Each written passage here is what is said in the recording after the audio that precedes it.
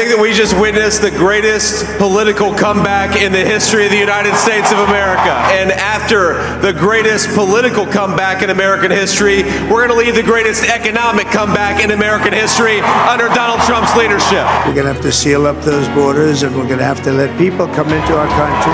We have to let them come back in, but they have to come in legally. A star is born, Elon. He's a character, he's a special guy, he's a super genius. We have to protect our geniuses. We don't have that many of them. Welcome to TGC. My name is Yasir Kakar, and today we are going to discuss Trump's comeback and its impact on world politics. So for this very crucial topic, we are joined by Andy Kuchins, former president of American University for Central Asia.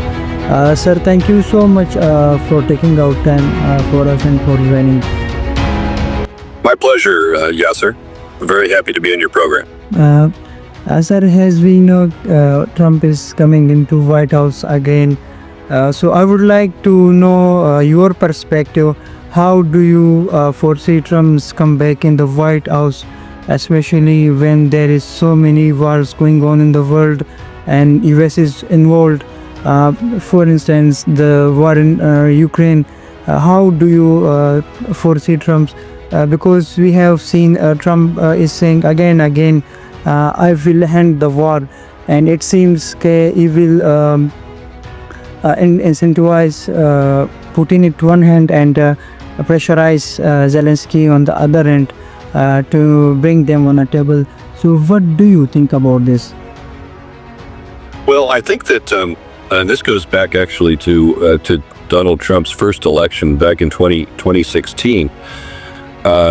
He was very critical of what seemed to be for the United States the forever wars in Iraq and in Afghanistan. He was, I think, quite critical of neoconservatives in the Republican Party and the liberal hawks in the Democratic Party, who were more inclined to use or to see the value of the efficacy of the application of American military power, even to supposedly promote democracy. And frankly, that was one thing I liked about Donald Trump. So I'm very much of a pragmatic, the centrist, if you will. And I thought that our leadership in the post-Cold War era had gotten far too accustomed to using American military power in many instances that seemed to me not addressing existential threats to American security in the world. So I think that sense, there are a lot of reasons why Kamala Harris lost the election, and most of them have to do with domestic politics in the United States. But I think the sense that the Biden administration had been weak on foreign policy and had not been effectively deterring threats. And of course, this starts with the rather chaotic withdrawal of the final U.S. military forces in Afghanistan early in his presidency, and then the fact that Vladimir Putin decided to attack Ukraine back in February of 2022. If we look at the two times when Putin has attacked Ukraine, it was in 2014 under Obama, a Democrat, in 2022 under Biden, a Democrat, and there had not been an attack on Ukraine.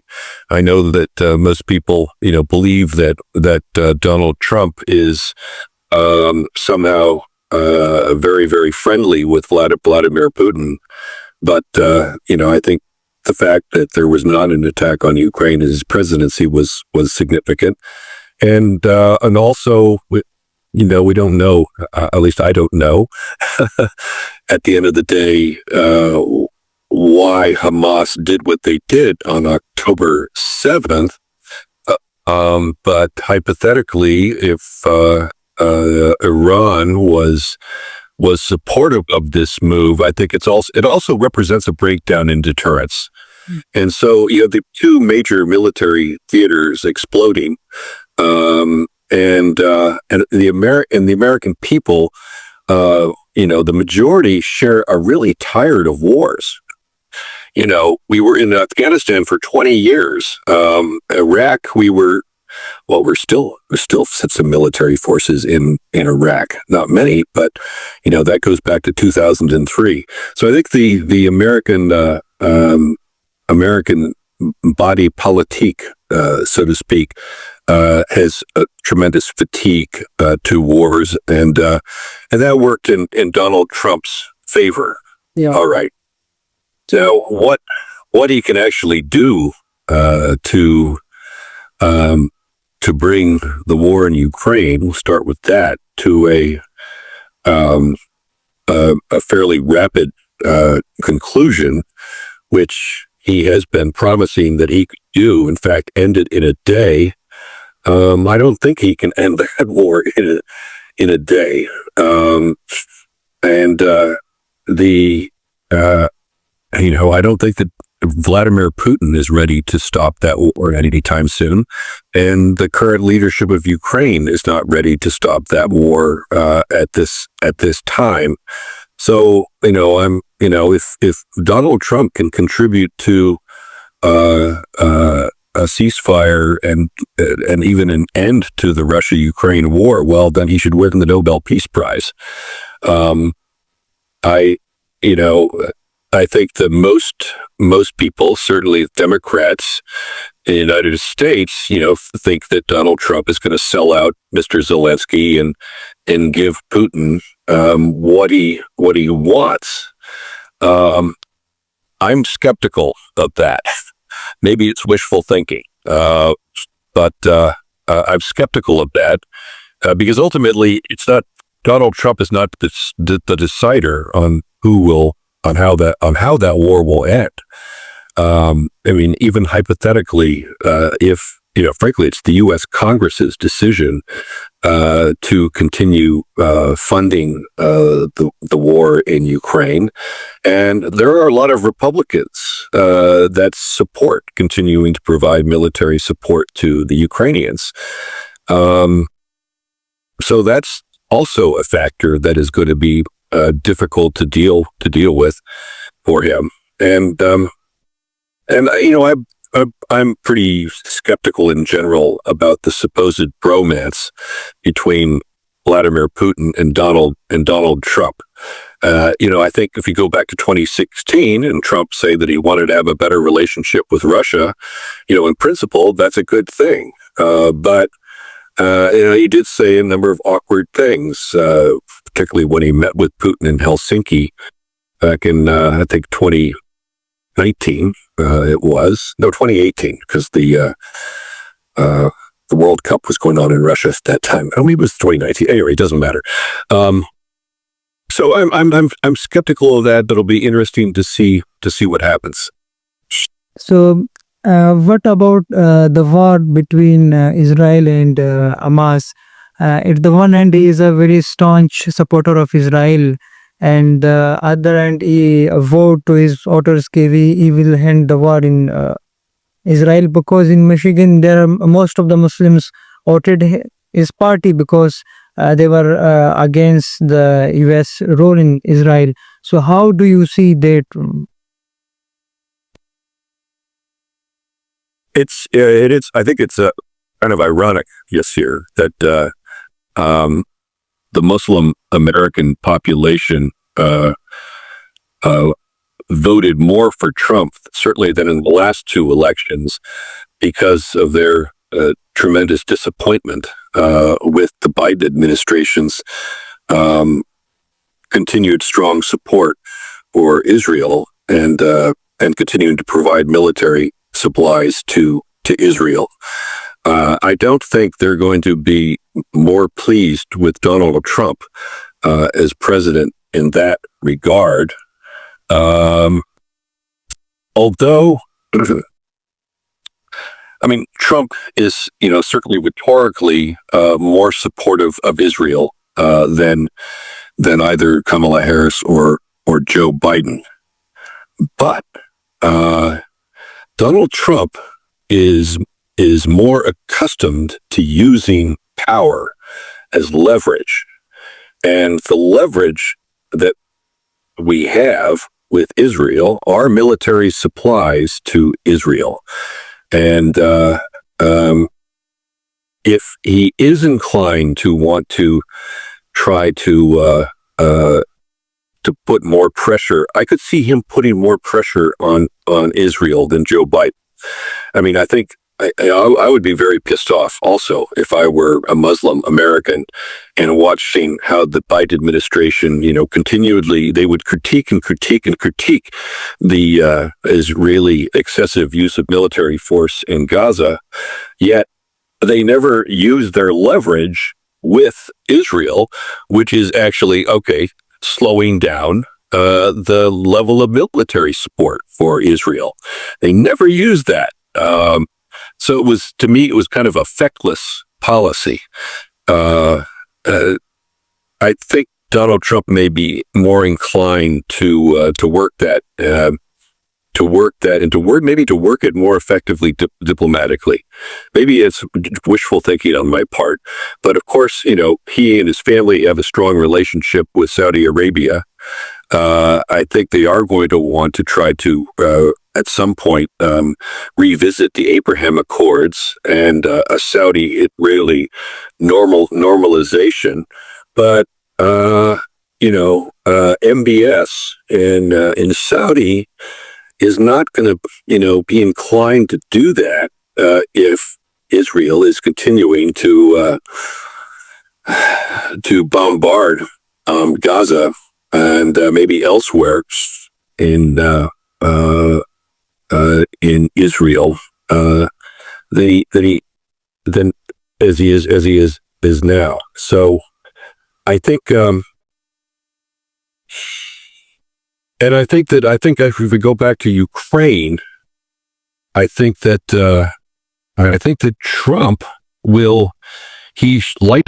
similarly, he should know that the leverage that we have with Vladimir Putin is principally the military support for Ukraine, and also maybe being less restrictive about the use of long-range missiles from the United States to attack Russian territory and Russian targets.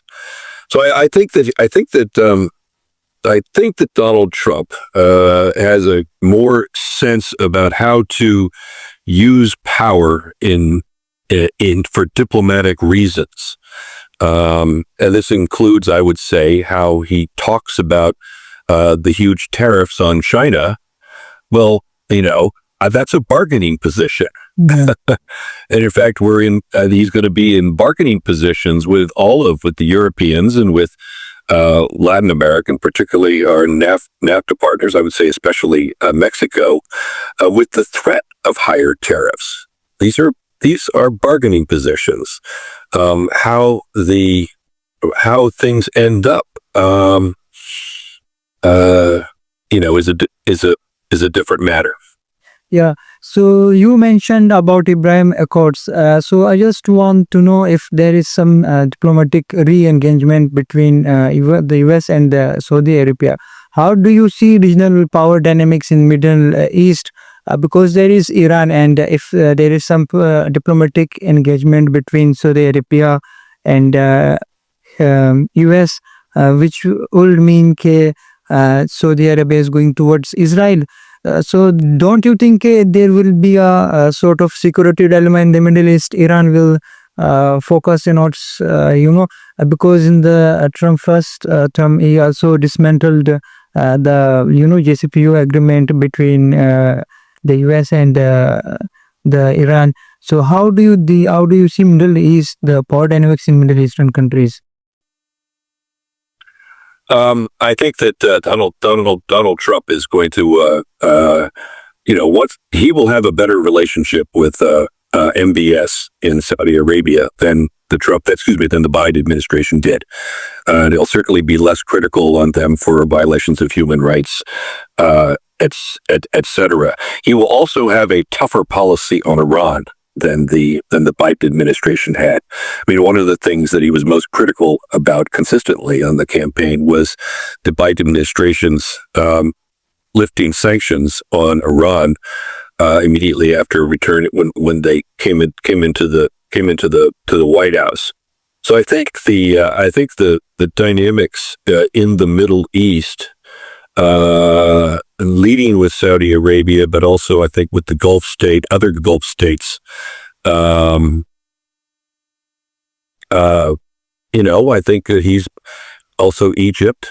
I think he's more comfortable with Sisi in Egypt than the Biden administration to try to isolate Iran and put more pressure on Iran. So, if there is more pressure on Iran, don't you think China will come and it will, fill this gap which will be created by Donald Trump in the Middle East? Because we have witnessed in the history, if there is some gap, China will eventually come and it will. China is always eager to fill that gap which is created by the United States. Yeah, I think that that's a good point you raised. The China factor is really important. China is much more dependent upon oil supplies from the Middle East than the United States is, and that's a really big change from 10, let alone 20 years ago. I think actually the Chinese have a higher incentive to see a stable Middle East because they want to ensure that the oil, which they are very dependent upon, is able to get out, not be attacked by Houthis, not be threatened by an escalation of war between Iran and its Hezbollah and Israel. So I think at least if I were advising the president, I would encourage him to look at the Chinese and the common interests that they may have vis-a-vis containing Iran. Now, of course, the Chinese are also importing a lot of Iranian oil. So they're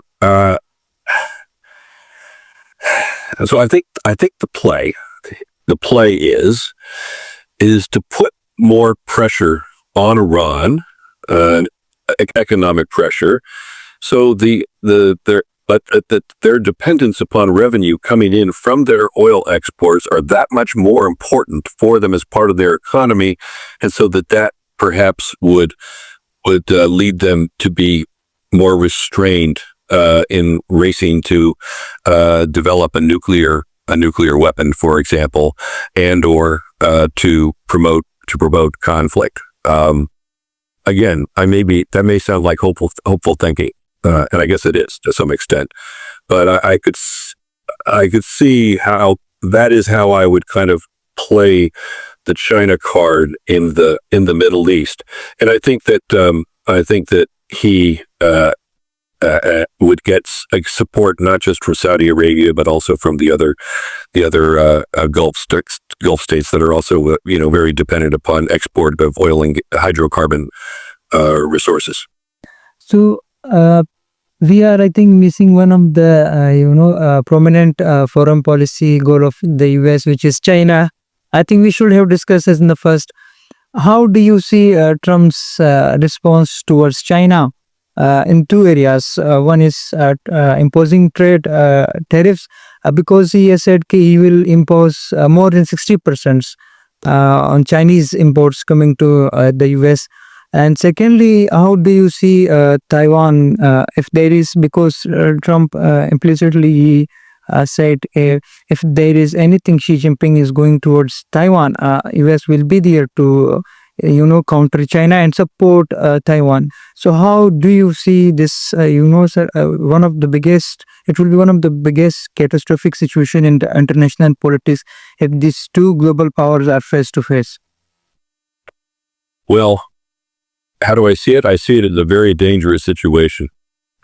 Very, very dangerous. Many people are referring to the new Cold War. Well, I don't like that terminology because the dynamics are very different from the Cold War, in that the difference now is that there is a symbiotic economic relationship between the United States and China, as opposed to the Cold War, when we were not dependent upon the Soviet Union really for anything.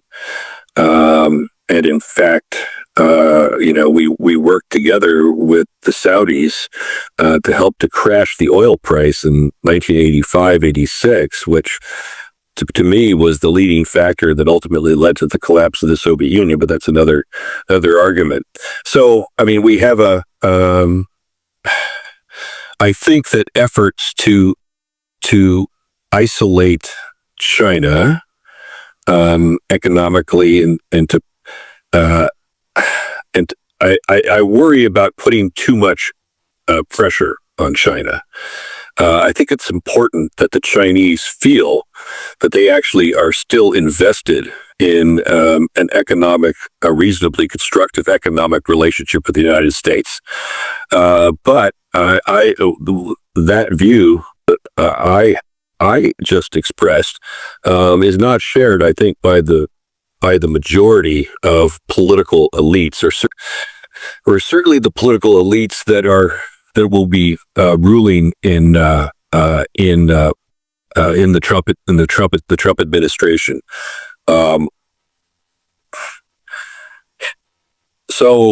If we look, the anti-China feelings from both the security side and the economic side are very high in the United States, and I think that is very dangerous.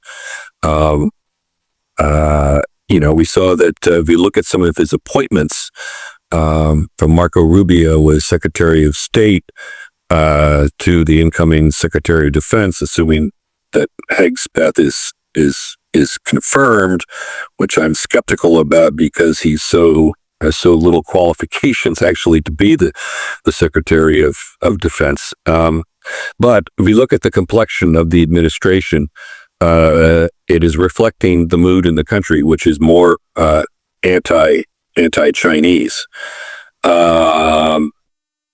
It's going to be interesting to see how Trump plays this. He puts a lot of stock and emphasis on his personal abilities to reach the deal with whoever the interlocutor is, right? And so in this case, it's Xi Jinping. And he does put stock in his personal relationships with other leaders. Now, how much they've paid off Kim Jong-un or Vladimir Putin is another matter, but this one is absolutely critical with China. If I were in Beijing, I would look at, from a security standpoint, my lesson learned that I'm learning from the war in Ukraine is that, look, if the Russians are not able to actually take significant amounts of new territory in Ukraine, a bordering country, the possibility of actually overtaking an island is much harder militarily. And I would be less inclined, if I were Xi Jinping, to engage in a military conflict with the United States, with the goal being to take over Taiwan. But you can only if he's seen that. Well, this is an interesting. There's another factor we haven't discussed, actually, are our European allies. And the European allies are certainly not as enthusiastic about confronting China militarily. Any part of it's just geographical, but it's also from an economic standpoint. How much at the end of the day would Japan and South Korea, want to. I can't see why would you want to have a military conflict with China. Japan and South Korea, they are vulnerable.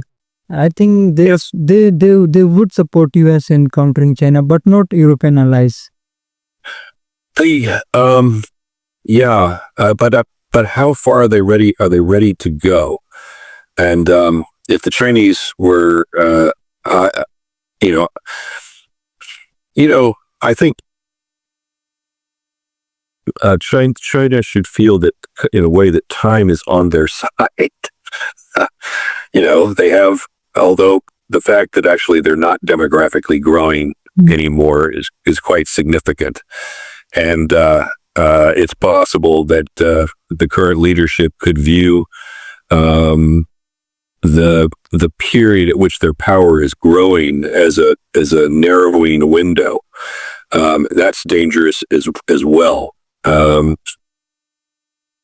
So that's going to be a very dangerous situation. And I guess we also should look at, that, this axis of resistance, or whatever you want to call it, upheaval between China, Russia, North Korea, and Iran, and their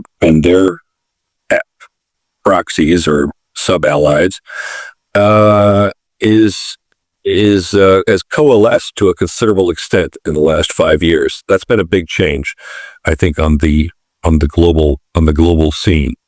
The fact that North Korea is sending soldiers to Ukraine, well, that's something very new, to put it lightly. And the fact that Russia has become dependent upon military, drones coming from Tehran, artillery, and now soldiers and equipment coming from North Korea, and that Russians have things that they provide for the North Koreans that are very attractive: military technology and more high tech technology that's useful for them. So, we have to.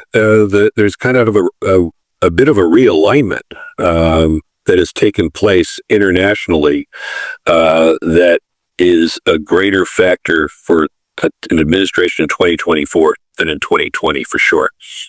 Yeah. So as we know, Donald Trump has always criticized its US allies.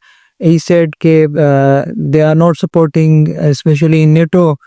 Do you think he will revisit it? His critics on NATO because he was thinking they are not paying as equal to the US, because US is the paying the major chunk part to the NATO. So how do you see this? Well, I think that he will continue to put pressure on European allies to increase their investments in their military, to bring and so they are less dependent upon the United States. And I think actually that is the right thing. To me, that's the right thing to do. The United States has global responsibilities, and we're already engaged, intensely in 3 theaters in the Middle East, and in East Asia, and in Europe, in Ukraine, and that's just not a sustainable situation. And I think the least sort of the least urgent threat, I think, actually is in Europe. Now, a lot of people will not agree with me and will argue that once Vladimir Putin takes Ukraine, then he's going to go into Poland or into the Baltic states, and I'm much more skeptical about that. Maybe wishful thinking again, but Putin really has his hands full. He bit off much more than he imagined he would need to chew. I would put it that way, in Ukraine. And although he's put the Russian economy on a war footing, and he can sustain that certainly for a prolonged Ukrainian conflict. I think there's also a big difference between attacking a NATO partner as opposed to attacking a NATO ally. Maybe he would, go into Moldova. But, in the larger scope of things, Moldova. But, I think that the Europeans are really, they're in a quandary. This is I think the weakest I have seen Europe, maybe in my adult lifetime.